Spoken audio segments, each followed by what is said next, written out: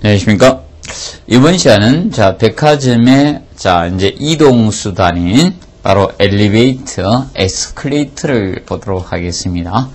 시험은, 백화점의 경우는 에스컬레이터가 주 이동 통로이기 때문에 에스컬레이터 위주로 좀 현재 출제가 되었습니다. 그렇다고 엘리베이터를 이용하는 건 아니죠. 그래서 엘리베이터 개념을 우리가 같이 공부해 두도록 해 두시면 되겠습니다. 자, 그래서 거기 엘리베이터 보시면 엘리베이터하고, 우리가 에스컬레이터는 기본적으로 이 엘리베이터하고 이 에스컬레이터는 기본적으로 약간 차이가 있을 겁니다. 에스컬레이터하고요. 자, 일반적으로 엘리베이터는, 보통 목적층까지 빨리 도달을 해버리죠. 목적층까지 굉장히 빠른 속도로 이제 도달을 합니다. 그래서, 이제 수송 능력적인 측면은, 이 엘리베이터, 이 수송 능력은 얘가 적죠. 이게 이제 수송 능력적인 측면은 에스컬레이터가 큽니다. 그래서, 수송 능력적인 측면은 보통 엘리베이터에 보통 한 10배 정도 얘가 봐주죠.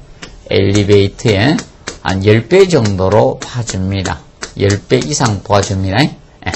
정도로 수송 능력이 좋다라고 봐주고 있습니다. 그래서, 이거는 대량, 단거리, 장거리, 이거는 장거리, 우리가 소량 수송에 유리하고, 양이 적은, 소량 수송이고, 적은 인원의 소량의 수송이 유리하고, 이거는 단거리, 대량 이동형이죠. 대량에 유리한 것이 에스컬레이터라고 보시면 되겠습니다. 에스컬레이터라고 보시고, 그 다음에 엘리베이터는 보통 시선을 보통 차단해놨죠. 시선이 차단이 많이 돼 있는 반면에 이거는 시선을 갖다가 자유롭게 할 수 있죠. 그래서 여러분들이 주변에 우리가 시선이 이제 자유롭게 이렇게 볼 수 있도록 이렇게 올라가면서 좌우를 이렇게 볼 수 있도록 우리가 돼 있죠. 이런 측면에 에스컬레이터가 유리하게 될 겁니다. 근데 점유 면적은 에스컬레이터가 크죠. 점유 면적은 얘가 크고요. 점유 면적 측면은 얘가 큽니다. 근데 점유 면적은 이 엘리베이터가 점유 면적은 적죠. 점유 면적 개념은 얘가 적습니다. 적고. 그래서 보시고 이건 대량 수송에 용이하고, 그다음에 이제 점유 면적 얘가 크고 얘가 적습니다. 그런데 일반 비용적인 측면, 시설비적인 측면도 에스컬레이터가 비싸죠. 시설비가 얘가 비싸고요. 얘가 이제 시설비가 쌉니다. 시설비 측면도, 얘가 에스컬레이터가 좀 더 비싸다고 보시면 되겠어요. 두 가지를 비교했을 때. 보시고. 그래서 요걸 기본을 잡아두면서, 여기 엘리베이터 보도록 하겠습니다. 엘리베이터 1번에서 최상층 급행용 이외에는 보조적인 곳으로 보통 이용이 되도록 설계하라. 그러면, 이 백화점에서는 에스컬레이터가 이제 추가되죠. 추가됩니다. 보시고. 그러면 엘리베이터는 보통 어떻게 하면 그 배치적인 측면은 가급적 중앙에 배치해요. 바로 출입구 들어가가지고, 엘리베이터가 잘 안 보이도록 보통 배치를 해놨습니다. 그것이 왠가 하면 엘리베이터에 탁 타게 되면 자기가 목적층까지 바로 올라가 버립니다. 그러면 안에 백화점 내에 머무는 시간이 줄어든다는 겁니다. 머무는 시간이 준 이꼬로 충동 구매를 덜 한다는 거죠. 그렇기 때문에 그래서 이 중앙에 배치하고, 그 다음에 보통 한 개소에서 6대 이상 배치는 안 좋습니다. 보통 이 엘리베이터는 보통 잘 안 보이는데 출입구 반대라든지 이런 데 많이 쓰죠. 제가 아까 처음에 출입구 이제 반대 위치나 이게 굉장히 먼 곳에 보통 저쪽에, 그러면 대형 백화점일 때 중앙에 설치하고, 소규모일 때는 보통 중소백화점 완전 반대쪽에, 제가 아까 대형 백화점만 이야기했는데, 대형 백화점은 보통 중앙에 배치가 됩니다. 그렇다 보니까, 얘는 엘리베이터 이제 배치법은 우리가 틀려집니다. 배치법은 보통 중소형 백화점은 출입구 반대쪽이고 대형 백화점 중앙부에 보통 설치를 해놨습니다. 그리고 보통 엘리베이터는 보통 이 집중 배치를 기본으로 잡고 있습니다. 집중 배치를 잡고 있는데 6대 이상이면 일단은 분산 배치해 주는 게 좋고 6대 이상이 되면 분산 배치 쪽으로 가주는 게 좋습니다. 엘리베이터는 한 곳에 집중해서는 안 됩니다. 그 점 알아두시고요. 6대 이상이면 분산 배치고 그 미만이면 집중 배치 형태로 해주는 게 좋습니다. 그리고 고객용, 화물용, 사무용 따로 이렇게 설계해 주는 것이 기본 원리가 되고, 그 다음에 이제 아까 출입구 이제 배치는 어디 있는가 하면 중소백화점은 이제 출입구 보통 반대편에 설치해서 사람이 빨리 못 가도록 설치해놨고, 그 다음에 이제 대규모 백화점 중앙에 엘리베이터를 보통 배치해놨습니다. 봐두시고, 그 다음에 이제 에스컬레이터는 자, 우리가 엘리베이터보다 한 10배 이상의 수송 능력이 있다라고 보통 보고 있습니다. 그리고 얘는 엘리베이터는 기다렸다가 올 때까지 기다렸다가 타야 되는 반면에 에스컬레이터는 언제든지 탈 수 있죠. 저런 경우하면 뭐 빅세일을 해가 사람들이 인산 이내로 몰렸을 경우 에스컬레이터도 조금 밀리더라고요. 그런데 그런 경우가 아닌 이상 에스컬레이터는 기다릴 필요가 없죠. 그리고 보통 이거는 점유 면적은 얘가 크다고 했습니다. 점유 면적 크고 비용은 비쌉니다. 그리고 보유의 간격은 최대한 에스컬레이터의 경사도가 나오게 하기 위해서 대략 보통 7에서 8m 정도의 이 기둥과 기둥 간격, 보간격이 필요하겠죠? 그래서 기둥 간격이 필요하게 됩니다. 그리고, 보통, 저 개념하고, 그 다음에 설치 위치는, 알아두세요. 주출입구의 이제 중간에, 엘리베이터하고 주출입구의 중간 정도에, 자, 우리가 에스컬레이터를 설치해 놨습니다. 그래서, 보면, 엘리베이터에 가기 전입니다. 중앙에. 그래서, 엘리베이터하고 주출입구 사이에다가 먼저 에스컬레이터가 눈에 띄도록 해놨습니다.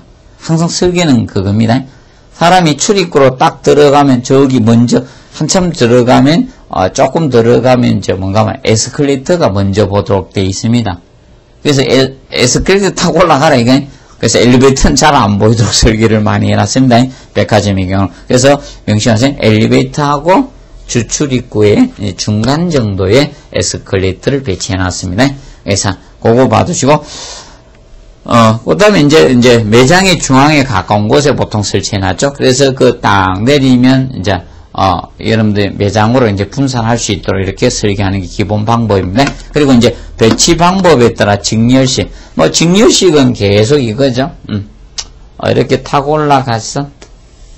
그럼 여기에 대고 이제 또 올라갔어요. 이렇게 내가 또 올라가고, 또 올라가고. 직렬식 때문에 이게 직렬식인데, 직렬식은 시선은 제일 좋아요. 다 내려오면서 딱 보면 완전 쫙 열리죠. 그래서 시야 이런 건 진짜 좋습니다. 근데, 점유 면적이 제일 크다는 건 단점이죠. 점유 면적이 큰 거. 단점이 있고, 그 다음에 이제 병렬식. 자, 병렬식하고, 병렬식은 두 가지 있죠. 그래서, 단속 병렬식하고, 그 두 가지 있습니다. 연속식하고, 단속식하고, 영역식 있는데, 자, 이거 개념은 이겁니다. 올라가는데, 이렇게 설계를 해준 거죠. 내가, 단속 병렬식의 개념은 이것이, 자, 병렬 단속식이죠. 그리고 올라가서, 여기서 2층에서 올라가가지고, 자, 바로 올라가는 게 없네? 이쪽에서 또 또 올라가는 거죠. 이런 식으로. 계속 이렇게 올라가는 형태로 되어 있는 겁니다. 그럼 이렇게 돌아서 올라가고, 이것이 단속 병렬식이고, 그 다음에 이제 병렬 연속식은 이렇게 올라가는 게, 자, 현재 이렇게 되어 있는 거죠. 올라가서, 여기서 올라가가지고, 여기서 바로 올라가는 거만 있죠. 내려오는 건 없고. 그래서 이렇게, 이것이, 자, 바로, 자, 병렬 연속식 개념이고, 병렬 올라가는 거만 있는 거죠. 올라가는 거. 올라가는 게 형태면, 그럼 내려오는 거, 내려오는 형태만 있는 게, 자, 병렬식이고. 근데 교차식은 정신없죠. 이렇게 올라가는 게 있고, 반대쪽 내려오는 게 있죠. 서로 교차되고 있습니다. 내려가는 거하고, 서로 이렇게 교차되어 있는 거. 이런 형태. 이런 형태가 이제 내려가는 거, 오르가는 거 교차된 게 이제 교차식이고요. 그렇게 보시면 되죠. 그래서 쉽게, 병렬 연속식이 올라가는 거, 내려가는 게 동시에 있는 게 교차식으로 보면 되겠죠. 그래서 이제, 승객 시야적인 측면은, 자, 이겁니다. 아까 얘는, 이제, 직렬식이 있고, 그 다음에 이제 병렬식 중에, 자, 이게 단속 병렬식이 있었죠. 예. 그래서, 단속식이 있었고, 그 다음에 연속식이 있습니다. 그래서, 이거 이제, 저거는 시야적인 측면은 이게 제일 좋고, 가장 좋은 게 직렬식이고, 그 다음에 병렬식 중에 단속식이 그 다음이죠. 단속식. 그리고, 병렬식 중에, 자, 이렇게 보면 병렬식 중에 연속식이고, 그 다음에 가장 나쁜 게 바로, 교차식이 되겠죠. 이런 형태로 됩니다. 반대로, 점유 면적은, 자, 얘가 시야가 제일 높고 점유 면적하고 이렇게 차이겠죠. 예. 그래서, 점유 면적하고는, 자, 요렇게 보시면 되겠습니다. 예. 시야적인 측면하고 점유 면적에 같이 간다라고 보시면 되겠습니다. 시야가 좋은 쪽이 점유 면적이 큽니다. 시야가 좋은 것이 점유 면적이 크고, 그 다음에 그 순서대로 이렇게 보시면 되겠습니다. 그래서 교차식이 가장 시야가 나쁠 수밖에, 점유 면적이 적으면서 시야는 가장 나쁘다고 이렇게 보시면 되겠습니다. 그 부분을 우리가 해두시고, 그 다음에 무창 건축에 이제 요새 무창 건물이 많죠. 그 백화점. 자, 이 무창 건축의 이제 백화점 계획 설계상은 사실상 뭐 간략히만 한번 해 두십시오. 시험은 나온 적은 없지만, 무창 건축의 백화점. 그래서 이 무창 창을 안 두기 때문에 보통 이거죠. 보통 저것에 의해서 인공 조명으로 전부 다 제거하는 거죠. 조명을 우리가 하는 형태입니다. 그래서 장점은 거기 보시면 창의 역광으로 인한 내부 의장 분리 요소를 제거했다는 거. 그리고 매장 내 냉난방 효율이 증가돼요. 그래서 이 창이 없기 때문에 외부에서 태양열 일사가 들어오지 않죠. 이런 것 때문에 이런 그런 효과를 가지고 있고, 그 다음에 외부 벽면에 상품 전시가 가능하죠. 우리 무슨 백화점 이러면서 밖에다가 특히 상품, 주된 상품 같은 걸 선전할 수 있으니까, 그 다음에 이제 매장 배치가 되는, 자, 저거 하다 보니까 햇빛으로서 차단하다 보니까 이 매장 배치에 유리합니다. 근데 단점은 이겁니다. 화재나 정전시에 때 화재가 생기면 한전 전원이 다 꺼져 버립니다. 그러면 어두워지니까 이 고객에게 큰 혼란을 줄 수 있죠. 빛이 안 들어온다는 거죠. 그런 혼란을 줄 수 있고, 그 다음에 연기나 유독가스 밖으로 안 빠져나가. 그러니까 이런 문제점이 되던 게 이 무창백화점의 단점이라고 보시면 되겠습니다.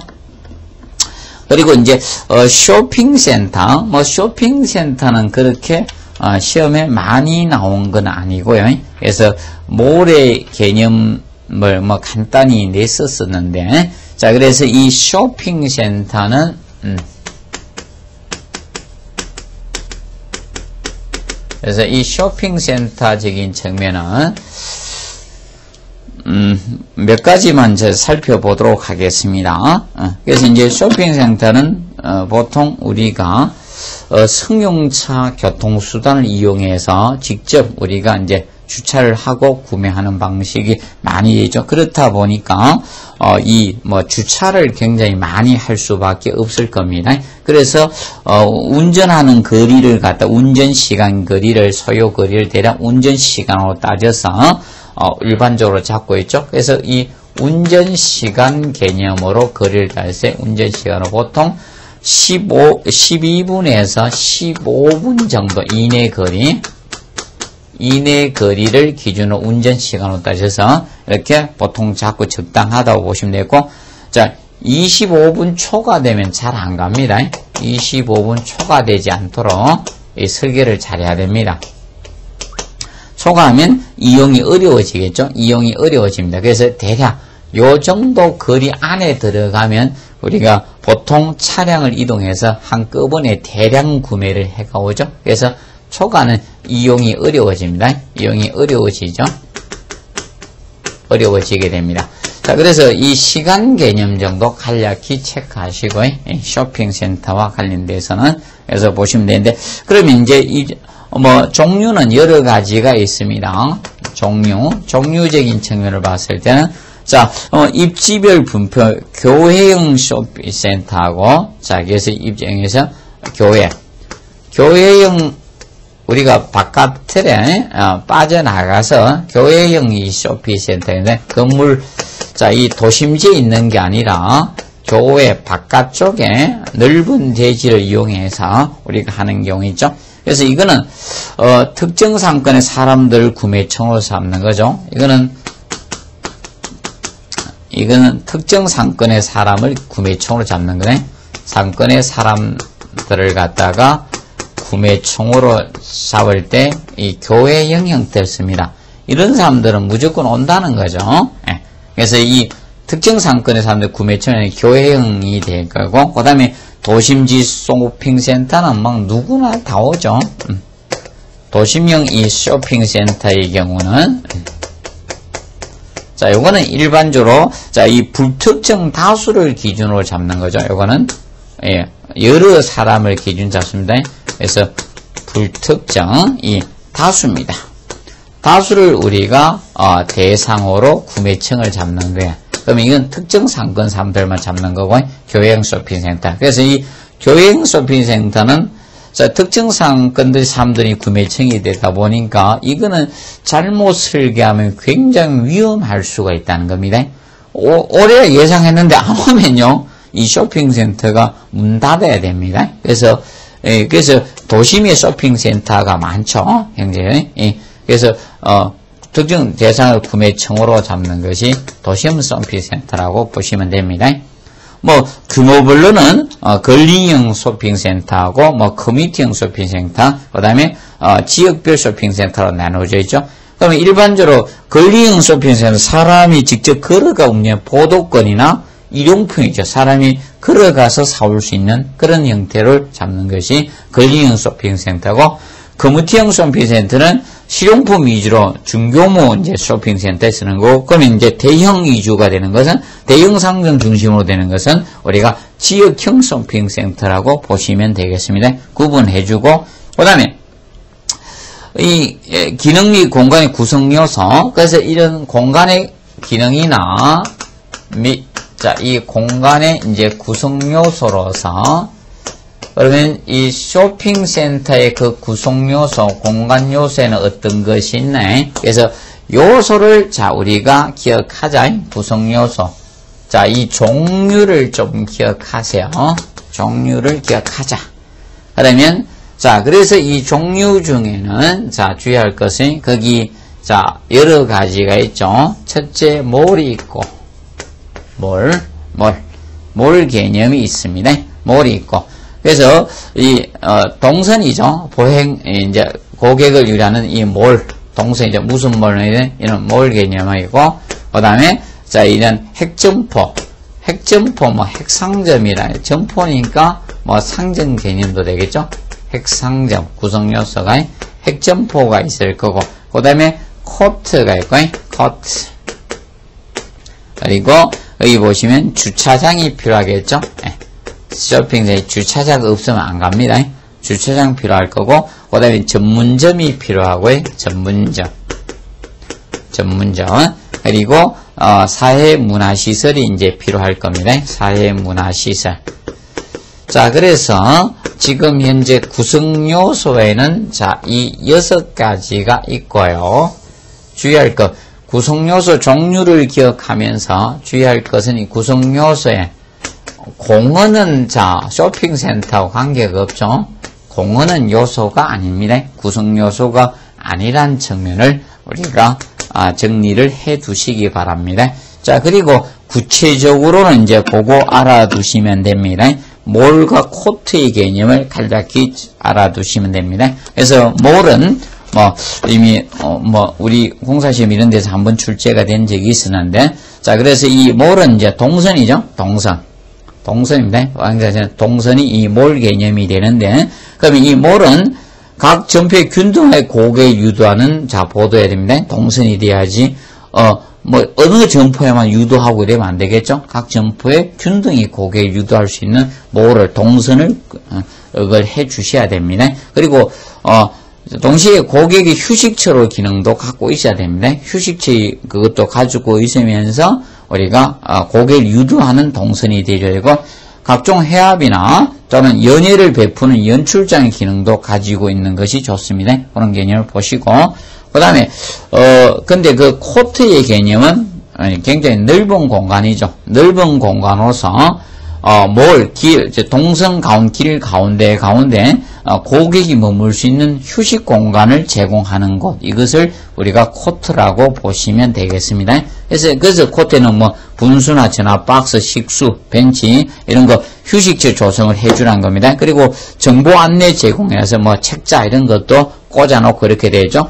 왜냐면 쇼핑 상자는 연출장의 기능도 하고 이런 것이 코트의 개념입니다. 그래서 뭐라고 코트는 조금 정리를 해 두시기 바랍니다. 그리고 일반 계획에서 그래서 이제 면적 구성비는 핵점포가 핵상점이 50% 정도 되고 전문점이 한 25%, 그래서 몰이나 코트 부분이 10% 정도. 그래서 어느 정도 몰이나 코트는 동선을 유지하는 보도라든지 휴식 공간이니까 이것이 대략 한 10% 정도 되도록 우리가 설계해 주시면 됩니다. 그리고 몰 계획은 우리가 조금 정확히 알아두는데, 몰에서 꼭 암기해야 되실 거는 요 부분을 우리가 꼭 정리를 해 두시면 되겠습니다.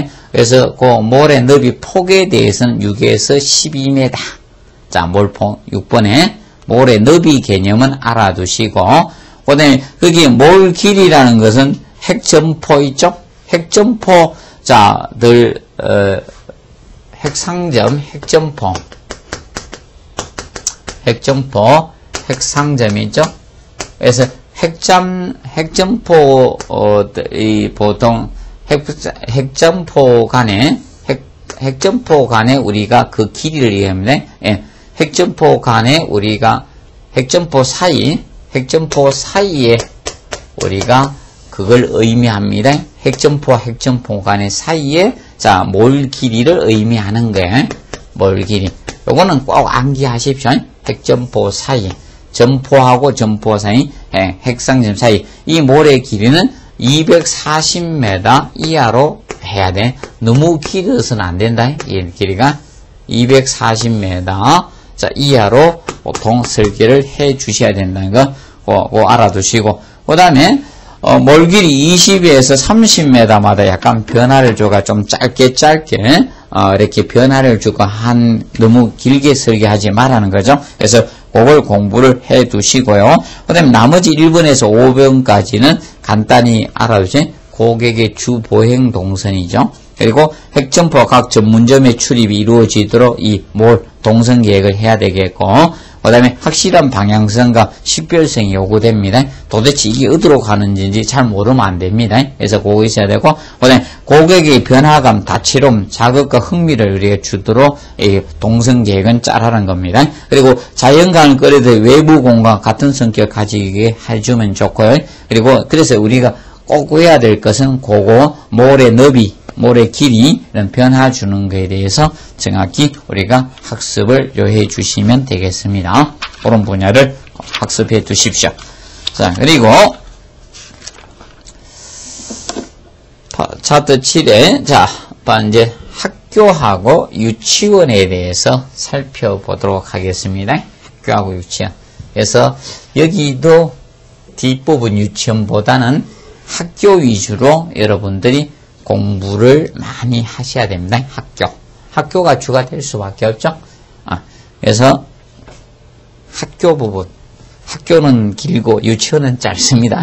다니는 기간이. 그래서 이 학교 위주로 해서 공부를 많이 하시기 바랍니다. 학교에서 제일 먼저 교지 계획과 관련돼서 몇 가지 살펴보도록 하겠습니다. 교지. 교지 계획은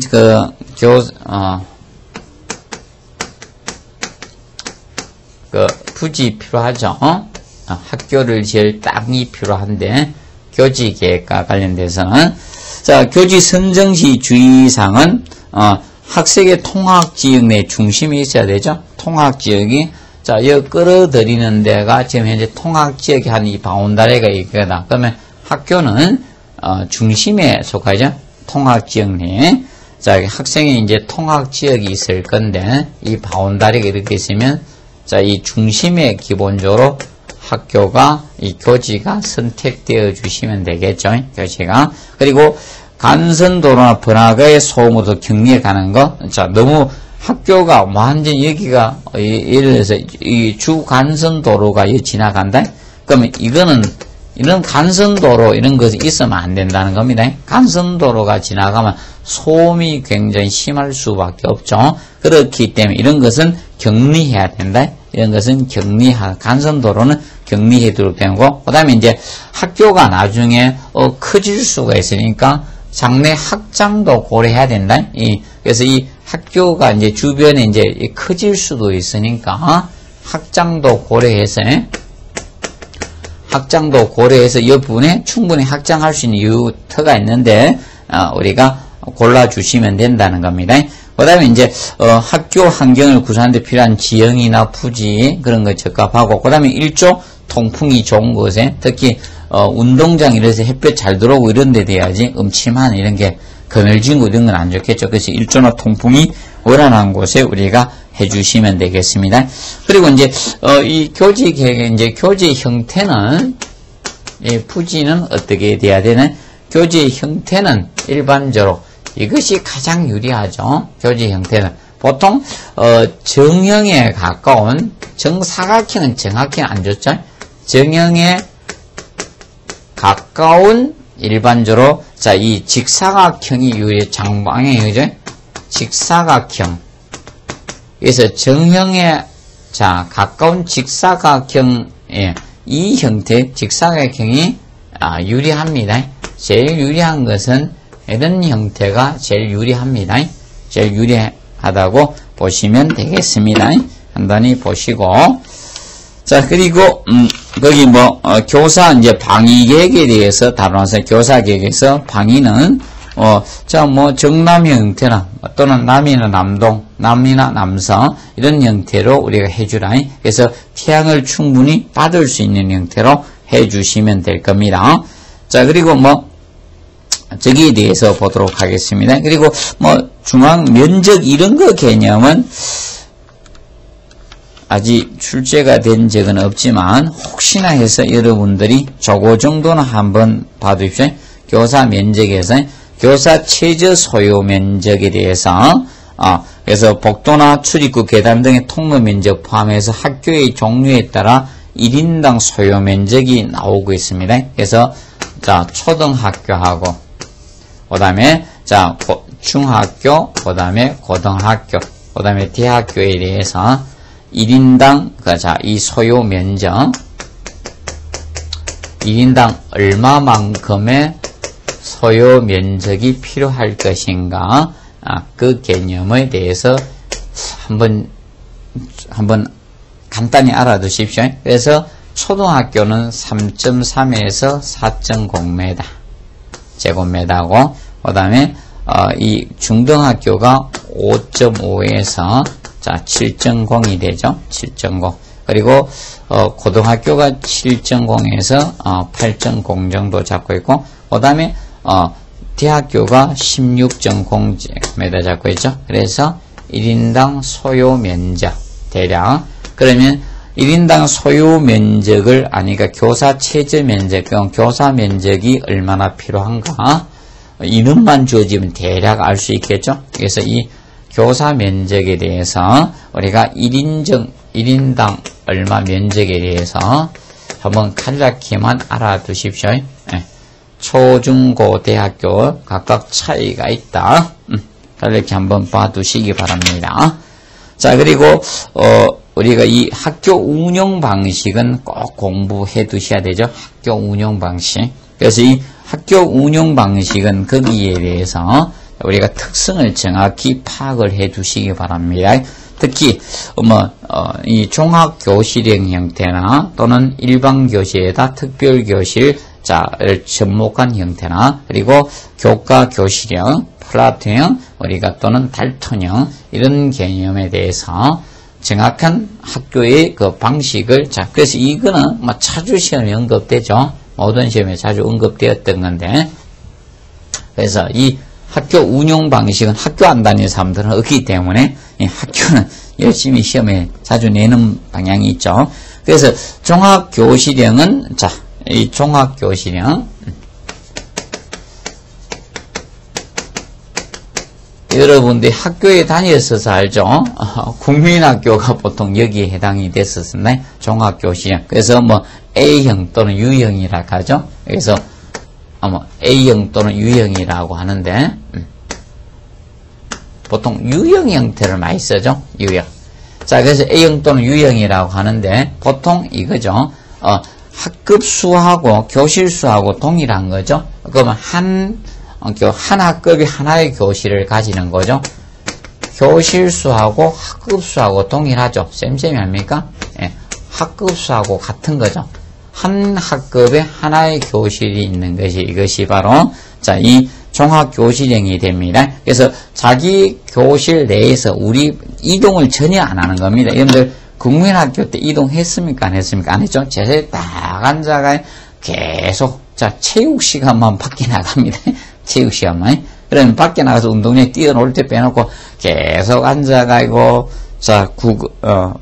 반에서 앉아가 계속 있죠? 이 국어하고 산수입니까? 수학입니까? 하고 그 다음에 사회도 하고 그 교실에 계속 했죠. 이것이 바로 종합교실형 유형이 됩니다. 그러면 이것은 장점은 학생은 전혀 이동이 없다는 거. 각 교과에서 한 반 내에서 우리 예를 들어서 몇 학년 몇 반이었다? 예를 들어서 3학년 1반이었다. 3학년 1반 이 교실에서 계속 모든 수업이 이루어지는 거죠. 그러면 간혹가다 과목이 바뀌어 선생님이 바뀌가 들어오는 것이지 우리 학생들은 이동을 하지 않는 것이 바로 종합교실형 형태가 될 겁니다. 그렇기 때문에 여기에서 이제 가족적인 분위기를 느낄 수 있는 것이 종합교실형입니다. 그런데 이제 이 단점은 무엇인가 하면 이것은 이제 보통 저학년은 괜찮은데 이제 고학년이 되면 우리가 이제 약간 무리가 된다는 거죠. 시설 수준이 낮을 때 좀 문제점이 된다는 것이 이 종합교실형이 될 겁니다. 그리고 그래서 이거는 초등학교 이제 저학년에 적합한 형태가 바로 이 종합교실형이죠. 이거는 옛날 학교 다니면 국민학교 다니고 초등학교 보통 저학년에 적합한 방식이라고 보시면 되겠습니다.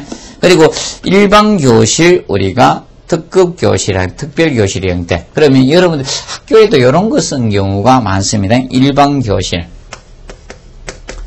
일반교실을 에다가 특별교실형 2개 플러스 현 형태. 특별교실형을 쓴 거. 요 형태가, 우리가 형태 많죠? 그래서 요 U형하고, 그 다음에 V형, 교과교실형하고의 중간 성격이죠? 그래서 U 플러스 V형, UV형이라고 하죠? UV형. 그러면 다음에는 교과교실형하고 두 가지 짬뽕 형태로 보시면 되죠. 그래서 요거는 교실수하고 일반 이제 학급수하고 동일하고 교실수하고 이거는 학급수하고 동일합니다. 학급수와 동일하게 하는데 여기에다 추가적으로 우리가 특별교실을 가지고 있는 거죠. 특별교실을 가지고 있는 겁니다. 특별교실. 그러면 이제 자연실 수업습이나 아니면 음악실 같은 거 이런 거 별도로 가지고 있는 있죠. 특별교실. 이런 것이 바로 과학할 때 과학실로 간다든지 특별교실을 가지고 있는 게 일반교실, 특별교실형이 되면 UV형 형태가 됩니다. 그러면 요거는 이제 특징이 우리가 알아두실 것은 보통 학생 소지룸을 되기 때문에 본거가 좀 안정된다는 그런 장점이 가지고 있겠죠. 근데 이제 단점에 대해서 알아두시고 특별교실 학장시 일반 교실 이용률이 저하된다는 단점을 가지고 있죠. 그럼 특별교실을 너무 많이 두게 되면 일반 교실에 대해서 이용률이 좀 저하됩니다. 낮아지고 그 다음에 시설 정도가 높아지면 좀 비경제적이죠. 예, 실을 갖다 두 개를 두다 보니까 일반 교실 두고 특별 교실도 되니까 그런 단점을 가지고 있습니다. 근데 우리나라 이제 학교에서 이걸 많이 쓰고 그다음에 이제 초등학교 이제 고학년에 보통 이걸 많이 쓰죠. 초등학교 고학년에 이런 형태를 많이 쓰고 있다는 점 우리가 간단히 알아두시면 되겠습니다. 일반 교실, 특별 교실. 그래서 우리나라 학교의 70%가 차지하는데, 그래서 저도 그래서 여러분이 보통 이런 학교에 많이 다녔었을 겁니다. 일반 교실 하나 있고, 근데 특별 교실이 별로 없었죠. 약간 있었던 형태. 자, 보시면 되고. 그 다음에 이제 교과 교실형은, 자, 이 교과 교실형.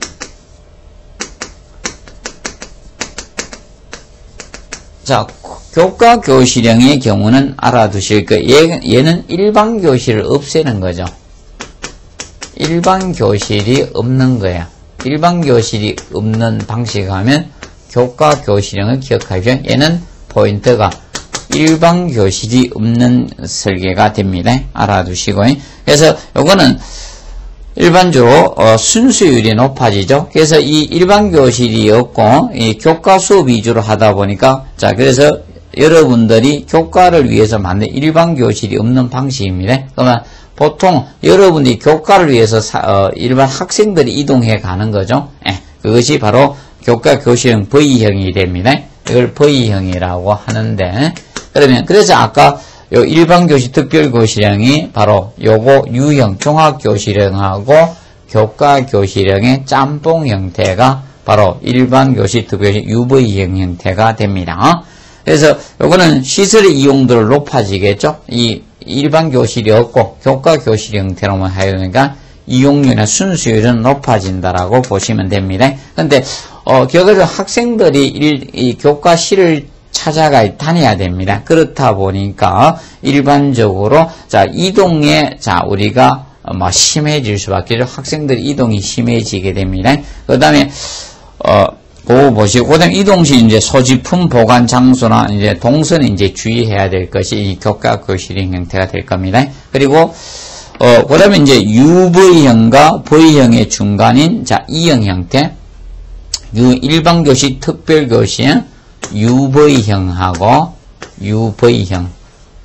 자, 요거 하고 그다음에 바로 자 저거죠 V형 교과 교실형 V형의 자 우리가 중간 형태인 E형에 대해서 중간 형태인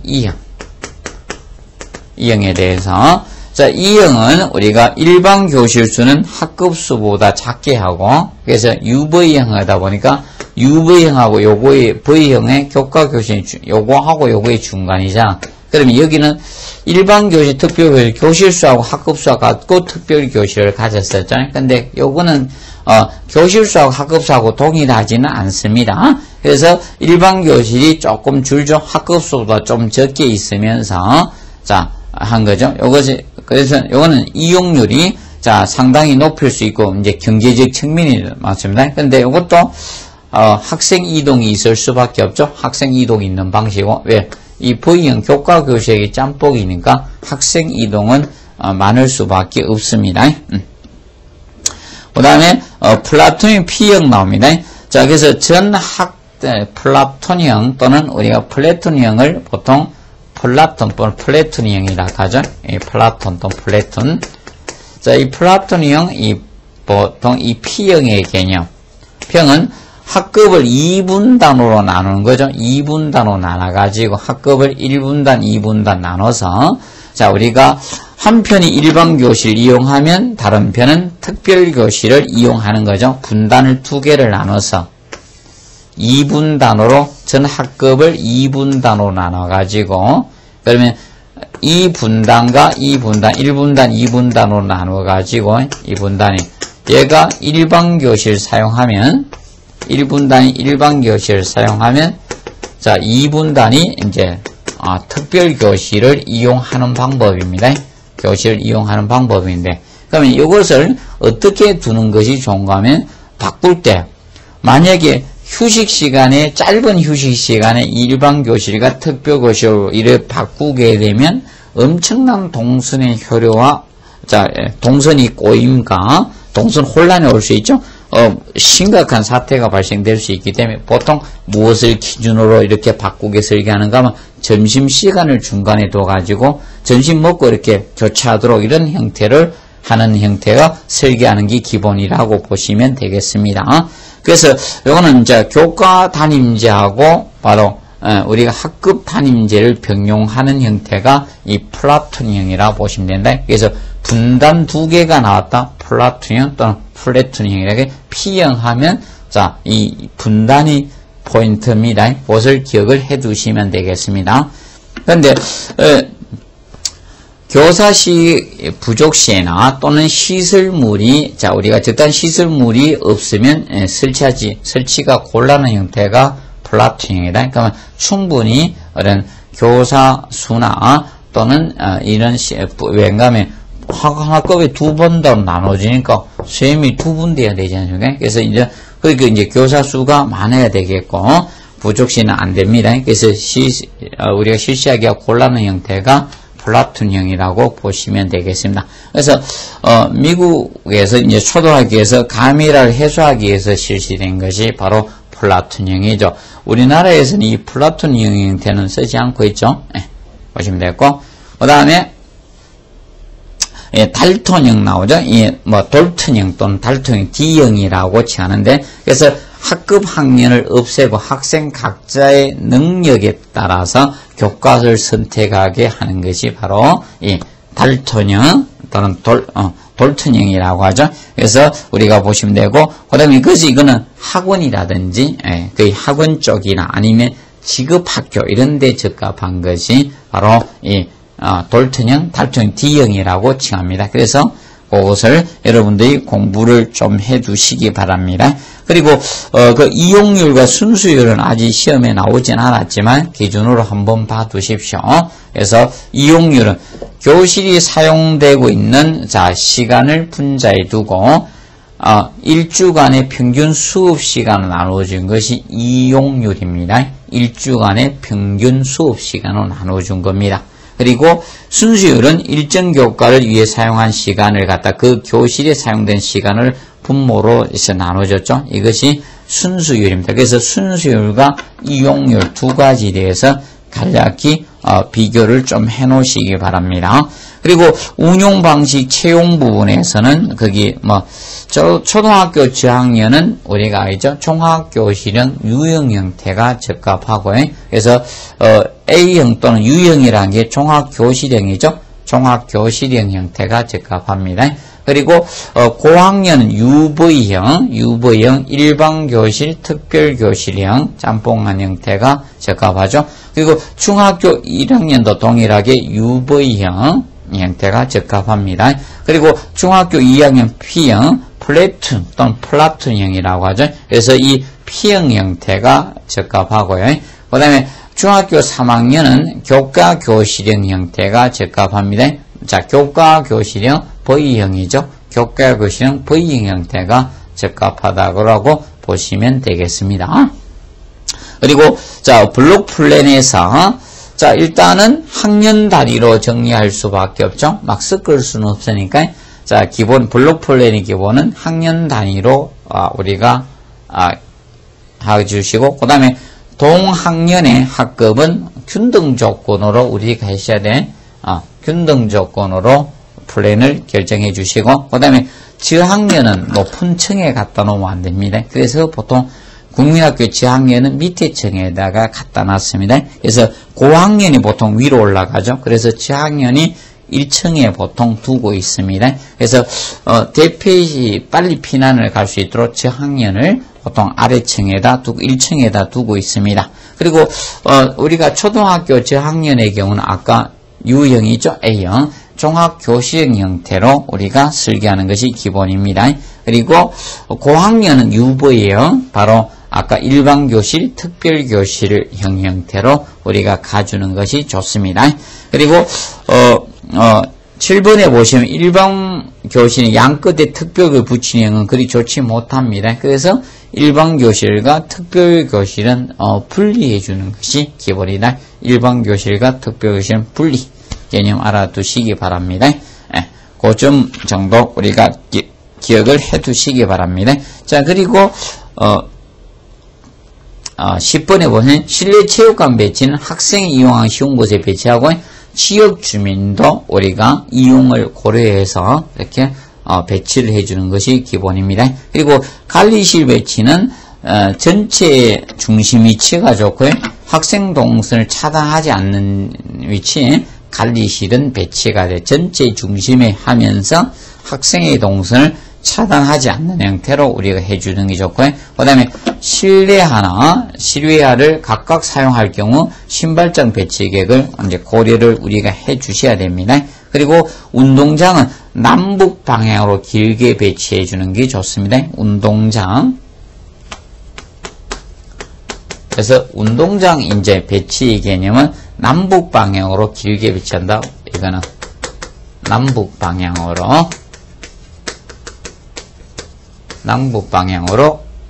자, 이 길게 배치를 해주는 것이 기본으로 잡고 있습니다. 알아두시고 그 다음에 세부 계획적인 측면에서 우리가 살펴볼 때 이 세부 계획적인 측면은 자, 거기 교실 배치적인 측면은 자, 그래서 학년 단위로 배치를 기본으로 하고 초등학교 저학년은 우리가 앞에서 했던 것이 계속 나오죠. 1층에 배치를 해주시고 자, 출입구는 별도로 하고 놀이터 고학년하고 이제 분리해 주도록 해주는 게 좋습니다. 그러면 애들하고 저학년하고 고학년하고 부딪히면요 나중에 또 다치는 경우도 많죠. 저학년하고 고학년하고 움직이는 개념이 다르기 때문에 자, 그리고 일반 교실군하고 특별 교실군하고 분리를 해 주시면 됩니다. 그래서 이제 특수 배치 방식이 엘보 액세스형이 나오죠. 엘보 액세스형. 자, 이거는 보통 복도를 교실에서 떨어지게 하는 형태가 엘보 액세스형이죠. 엘보 액세스형. 그래서 이 엘보 액세스형의 경우는 그래서 이 복도를 교실에서 떨어지게 해서 이제 소음 방지에 유리한 게 엘보 X형인데 이 엘보 X형의 자, 장점적인 측면과 단점을 조금 구분하도록 하겠습니다.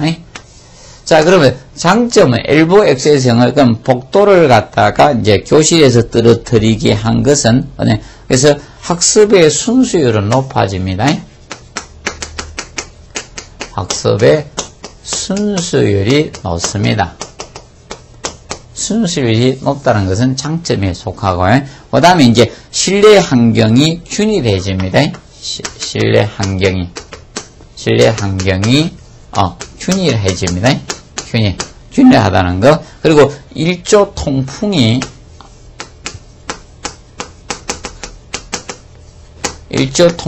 유리해지죠. 양호합니다. 양호하고. 그리고 자, 이 학년마다 놀이터 조성이 유리해져.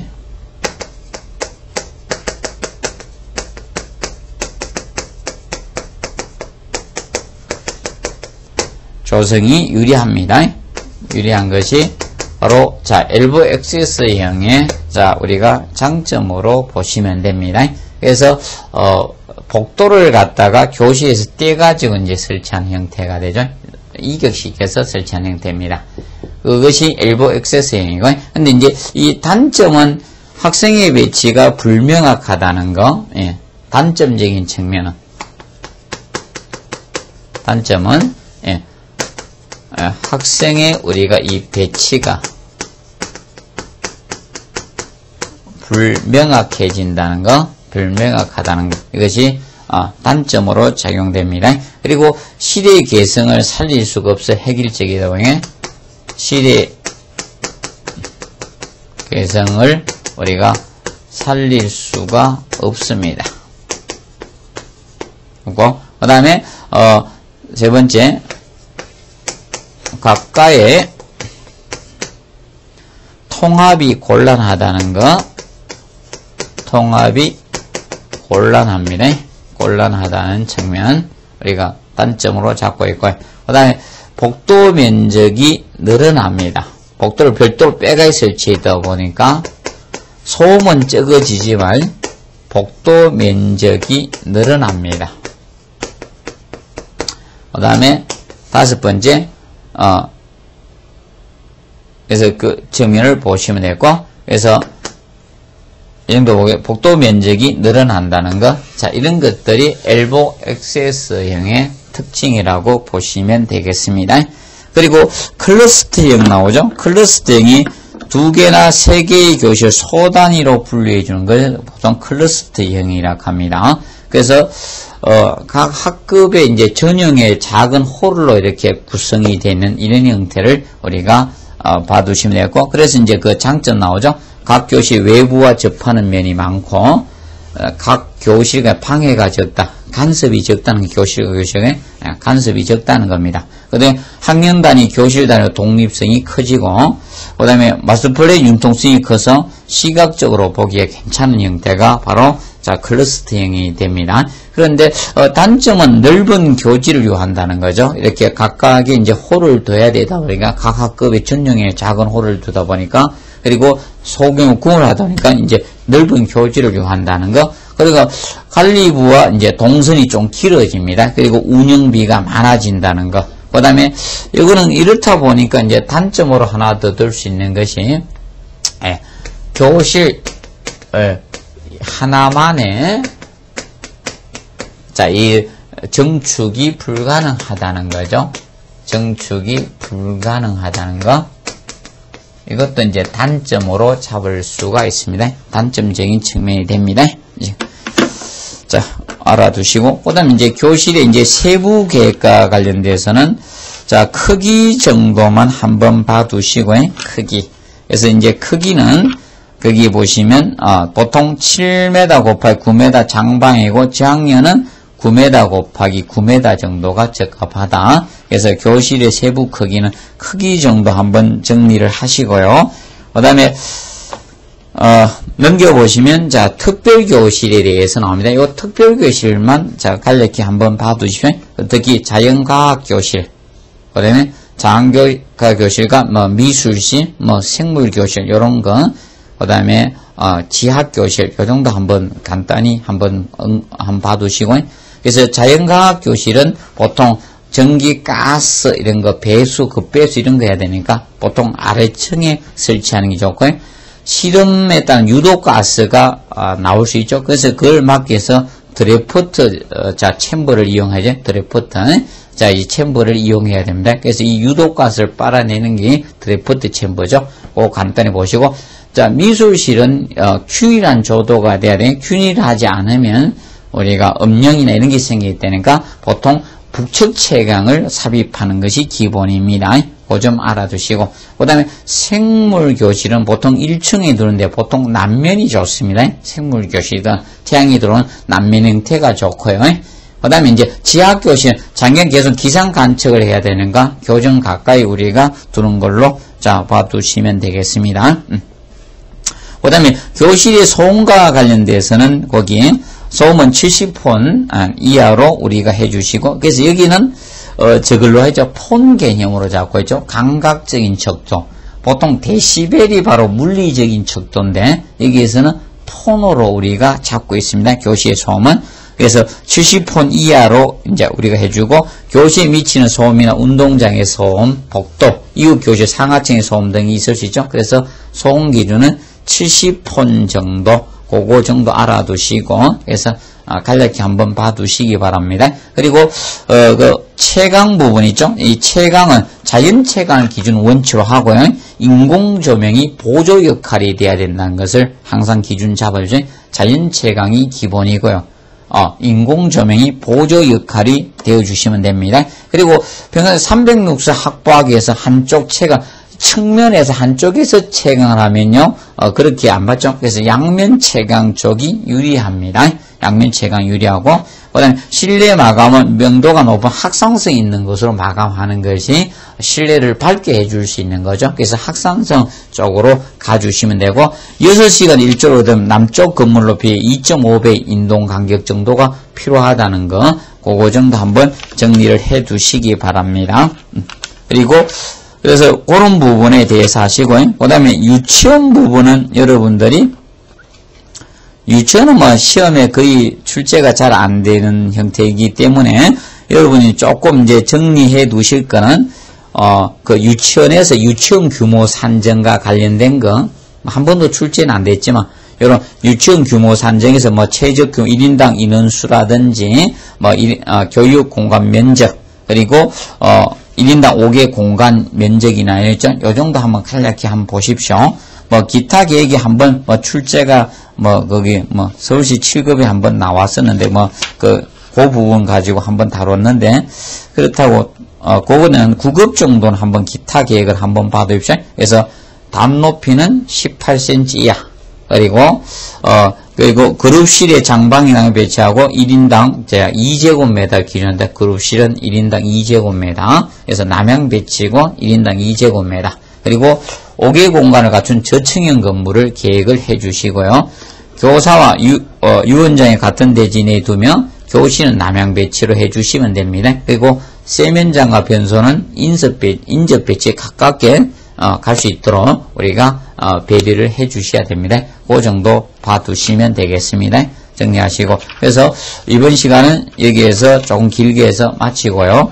다음 시간에는 그 도서관에 대해서 들어가도록 하겠습니다. 이번 시간은 여기에서 마치도록 하겠습니다. 자, 수고했습니다.